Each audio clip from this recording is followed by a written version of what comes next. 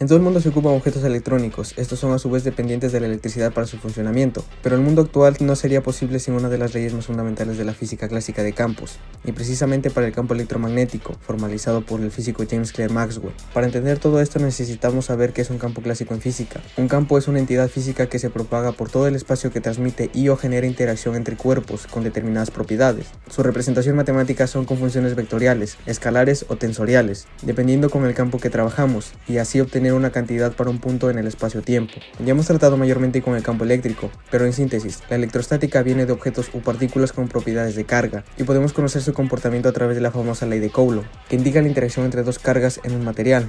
Depende del producto de sus cargas, el cuadrado inverso de su distancia al centro de cargas y una constante que depende del propio material. El campo magnético es más interesante porque se podría pensar que sería igual al campo eléctrico, pero nada más lejos de la realidad. De hecho, los estudios llevaron a concluir que el campo magnético estaba ligado a cargas en movimiento.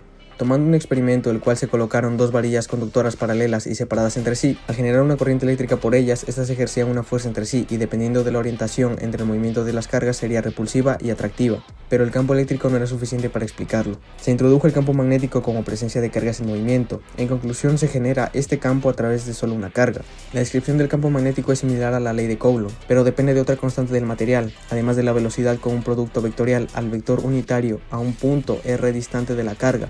Y claramente se observa que este mismo siempre es perpendicular al movimiento de la carga, por lo tanto tiende a cerrarse. Tengo que aclarar que el factor 4pi en ambos casos sirve para distribuir la simetría esférica, que abarca este factor en estereoradianes, ya que debemos englobar un área en 3 dimensiones para cualquier campo clásico.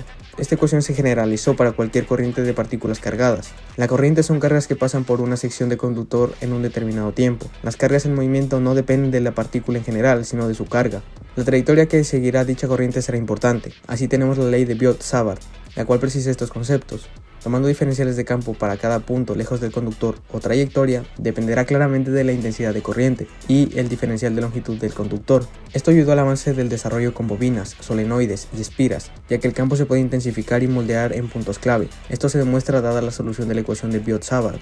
El campo eléctrico es como un mapa de fuerzas para una carga. El campo magnético es como un remolino que aparece cuando las cargas se mueven. Para las dos últimas leyes debemos conocer un poco de historia, y resulta que los conceptos que vimos resultaban bien, pero se realizaron más cuestiones para los comportamientos ligados entre los dos campos. Ampere había demostrado lo que se tenía con la ley de Biot-Savart, pero con otra forma. Resulta que las contribuciones de un campo magnético definido en una trayectoria cerrada se da como el producto de corriente y una constante llamada permeabilidad magnética. Además, Faraday vio como un campo magnético cambiante involucra un efecto de inducir a un campo eléctrico igualmente cambiante en el tiempo. Esto involucraría claramente cargas en movimiento, y para ambos casos también se involucran energías de por medio.